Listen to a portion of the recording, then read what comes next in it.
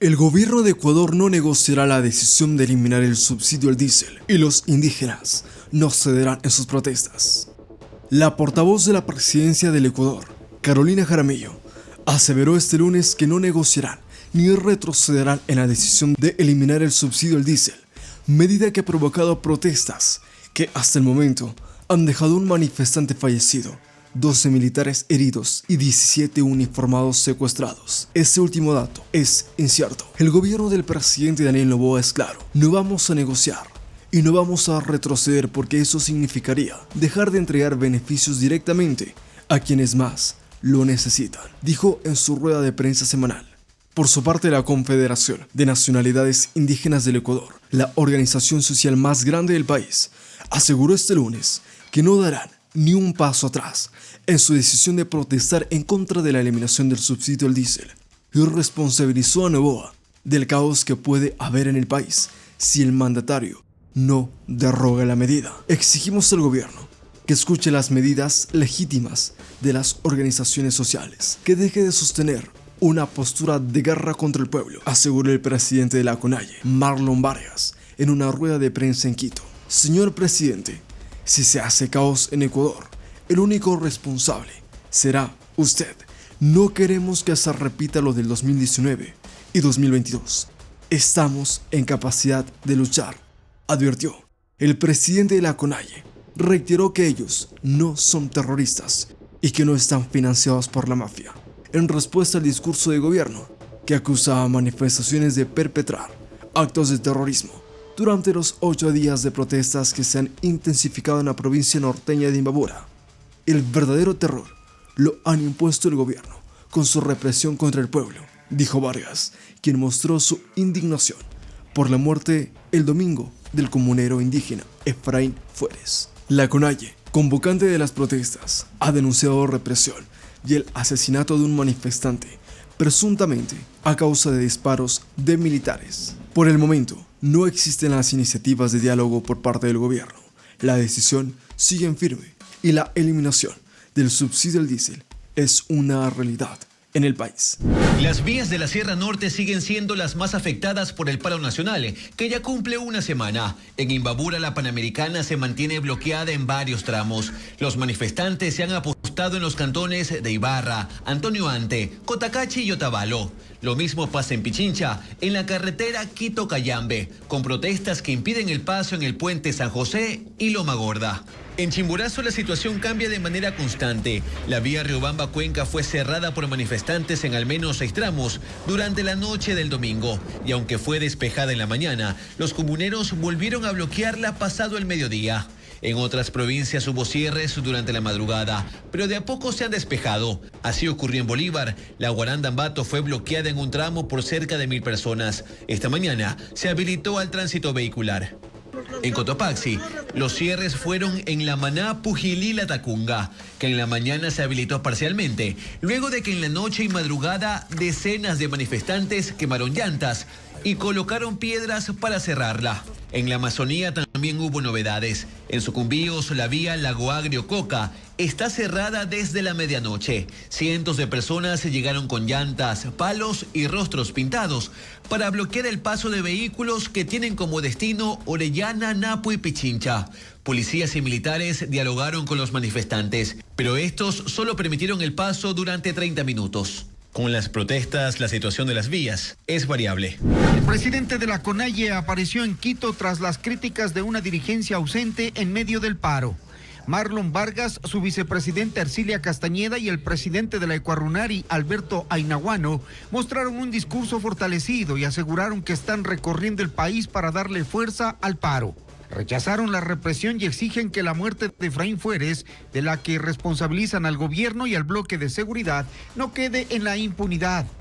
Ese hecho, dicen, rompe cualquier posibilidad de diálogo con el régimen y, por el contrario, la CONAIE convocó a los pueblos a sostener la movilización en las calles sin miedo.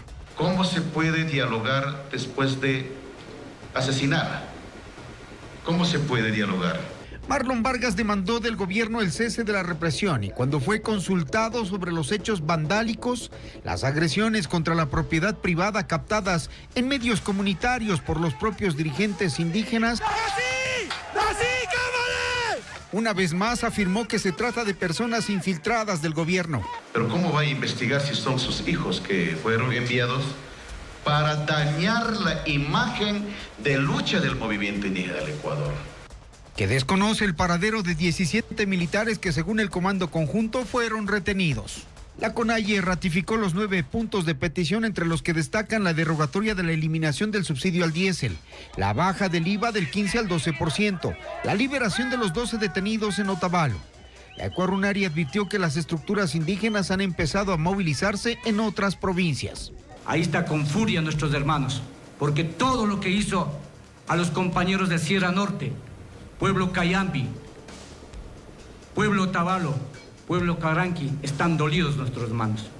Señor presidente, no mienta, no promueva la dictadura. Exigimos la democracia en nuestro país. En 8 días de movilización se ha confirmado la muerte de un manifestante, otro en estado crítico, 12 militares heridos y 17 desaparecidos.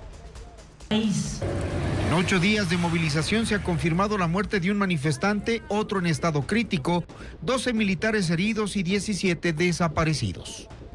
La Fiscalía abrió una investigación por enriquecimiento privado no justificado en contra de 61 personas, entre quienes está el presidente de la CONAIE, Marlon Vargas, y varios dirigentes indígenas y sociales, abogados y directores de fundaciones ambientalistas. También las 3 autoridades de Imbabura que pertenecen a la Revolución Ciudadana, el prefecto Richard Calderón, la viceprefecta Paulina Bercutere y la alcaldesa de Otavalo, Anabel Hermosa. Todos fueron notificados en calidad de investigados y deben señalar a un defensor. Algunos de ellos informaron que sus cuentas bancarias fueron congeladas. Que se me explique por qué mis cuentas bancarias han sido bloqueadas. Tengo una familia. Soy cabeza de hogar. Además, se congelaron las cuentas de la Fundación Pachamama y de su presidenta Belén Páez, quien consta en la lista de los 61 investigados. En un comunicado indican: rechazamos categóricamente el proceso de criminalización que ha sido iniciado. Hacemos un llamado urgente a la Fiscalía y al gobierno para que reviertan esta decisión. Recordaron que esta es la segunda vez que se enfrentan a un gobierno y que en 2013 fueron perseguidos por el régimen de Rafael Correa, que cerró y disolvió la fundación, hasta 2017, cuando Lenín Moreno les devolvió la personería jurídica. El caso está en la CIDH. Esta investigación se suma a otra por tentativa de paralización de un servicio público, en la que se llamó a rendir versión a dirigentes sindicales que deberán presentarse este viernes. La llamada Ley de Integridad Pública, aprobada a finales de junio, fue declarada inconstitucional 3 meses después. Se planteaban más de 100 reformas a diferentes cuerpos legales. Entre lo más destacado, el aumento de penas para menores de edad, la expulsión de presos extranjeros sin sentencia ejecutoriada y la declaratoria de emergencia en el sistema de justicia, y con esto el nombramiento de jueces provisionales. Todo esto, según la Corte, no tiene cabida y fue declarado inconstitucional, con una disposición importante. En estas 3 materias, penal, de ejecución de penas, de niñez y adolescencia y de movilidad humana, hay efectos retroactivos. Es decir, que deberán corregirse los procesos en los que se aplicó la normativa. Otro de los temas que generó discusión, las reformas que se incluyeron a la Ley Orgánica de Servicio Público, que creaba un sistema de evaluación de desempeño y que obligaba a las entidades del sector público a actualizar sus manuales de trabajo con el objetivo de sancionar deficiencias laborales. La normativa permitió al gobierno iniciar un proceso de desvinculación masivo en el sector público, que planteaba la salida de no menos de 5.000 funcionarios con el objetivo de lograr un ahorro de $23 millones. Pero una vez declarada la inconstitucionalidad, todo acuerdo ministerial o normativa conexa a la Ley de Integridad queda sin efecto, aunque sin carácter retroactivo. Es decir, que los despidos se mantienen. La Corte observa reformas incluidas a último minuto durante el segundo debate en la Asamblea, y lo que se advertía, que no hubo unidad de materia. La ley versaría sobre más de una materia y eso la haría inconstitucional. La Corte señala que evidenció la presencia de un conjunto amplio de disposiciones heterogéneas que carecen de vinculación específica clara. La LOIP transitó de un proyecto orientado a la contratación pública hacia un texto legal que incorpora reformas dispersas en ámbitos penales, laborales, financieros, migratorios y organizativos. La Corte termina llamando la atención al Ejecutivo y al Legislativo por inobservar el procedimiento adecuado para la aprobación de leyes.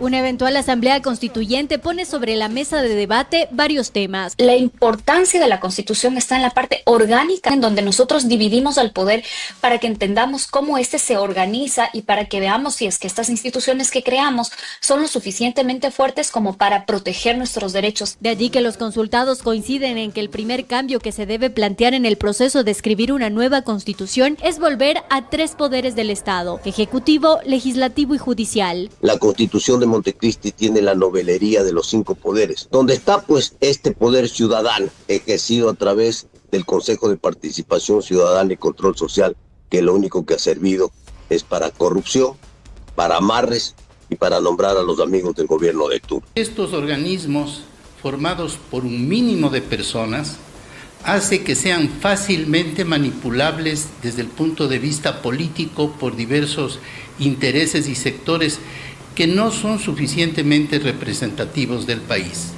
Esta sería una primera meta, volver a una estructura institucional que nos garantice una mejor democracia. También proponen que se analice la estructura del legislativo y se habla, por ejemplo, de pasar a la bicameralidad. Un Congreso de la República, porque así tiene que llamarse, tiene que tener 2 cámaras, la Cámara Baja y la Cámara Alta, para que las ternas que vienen de los distintos sectores, la Cámara Baja proponga y la Cámara Alta designe. Otra institución que debería estar en la mira, explican, es el Consejo de la Judicatura. Actualmente tenemos un Consejo de la Judicatura que sanciona, designa, evalúa a todos los servidores de la función judicial. Esto es muy anómalo en la región. El rol de la Contraloría General del Estado tampoco debe pasar por desapercibido. Sostienen que esa entidad, así como otras, hoy es altamente política y poco técnica. ¿Queremos una Contraloría en donde solamente tengamos a una persona encabezándolo o queremos a un Tribunal de Cuentas que sea realmente un auditor de las cuentas del Estado y no un revisor de su gestión? La Constitución, dicen, debe convertirse en un documento que sirva a todos los gobiernos venideros, cualquiera sea su ideología. De allí que indican también se debe analizar la materia económica. El Ecuador se puso una camisa de fuerza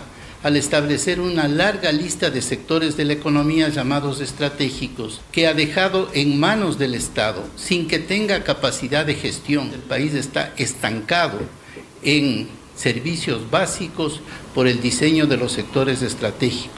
Nos han demostrado que no solo que no garantiza servicios, sino que los ha ido destruyendo. Así agregan, será importante contar con todos los criterios desde todos los sectores posibles para crear un nuevo pacto social.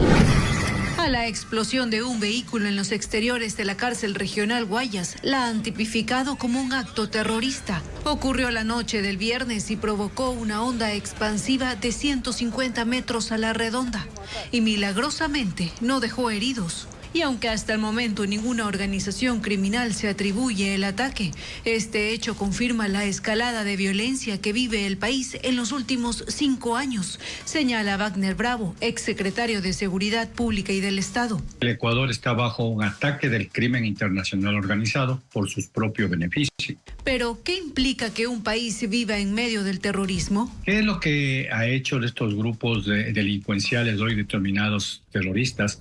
Es crear la zozobra y el miedo en la población. Agrega que así como Ecuador se convirtió en ruta alterna para el tráfico de drogas, también hay un fácil acceso a explosivos. Esto se pudo detectar a partir del 2002, le estoy hablando hace más de 20 años. Y nosotros nos convertimos en ese momento en una de las rutas primarias de abastecimiento de armas, municiones y explosivos a los grupos armados colombianos. De hecho, en 2023, la Policía Nacional registró 285 atentados con explosivos, el 52% de ellos con uso de dinamita industrial. El objetivo de este acto puede ser un mensaje al Estado, ¿no? Puede ser un mensaje a otro grupo criminal. Para estos expertos en seguridad, una de las causas es la baja institucionalidad y la falta de control en las cárceles. Si nosotros no fortalecemos las instituciones para que cada uno cumpla su rol, vamos a seguir con esta debilidad. Porque hasta ahora la cifra de atentados no ha dejado de crecer. Y si esa tendencia continúa, los expertos aseguran que la situación podría volverse incontrolable. Luis Alvarado Campi es el asambleísta alterno del Movimiento Acción Democrática Nacional ADN, organización política del presidente de la República Daniel Noboa. Según la Superintendencia de Compañías, Alvarado Campi es el único accionista de Galamedios, empresa que fue constituida en julio de ese año con un capital de $50.000. Y en agosto, esa compañía compró acciones del medio digital La Posta y Radio Centro Digital. Según Fundamedios, La Posta, que es liderada por Anderson Boscane y Luis Eduardo Vivanco, costó $1 millón que se pagarán en 3 desembolsos hasta el 2027. Mientras que para Radio Centro, la transacción incluyó 800 acciones ordinarias por un costo de $1.600.000. Ese organismo que defiende la libertad de expresión cuestiona la adquisición de esos medios de comunicación de alcance nacional, cuya concentración mediática ahora estará bajo el poder de un político afín al gobierno central. En el caso de Radio Centro, su director hizo una aclaración. La compañía Galamedios adquirió 800 acciones que representan el 80% del capital de la empresa propietaria de la compañía productora de Radio Centro. Como esta negociación no contempla incidencia alguna en la línea editorial e informativa de la radio, no consideré pertinente informarlo antes de hoy. En redes sociales también se pronunció Luis Eduardo Vivanco. Se vendió una compañía, sí, por segunda vez. El contrato contempla con varias cláusulas la independencia de su redacción. Se vendió hace casi 2 meses y nada ha cambiado, como pueden ver en nuestro contenido. Así seguirá. El asambleísta Campi hace esa compra por más de $2 millones, a pesar de que su declaración patrimonial es de $66.000.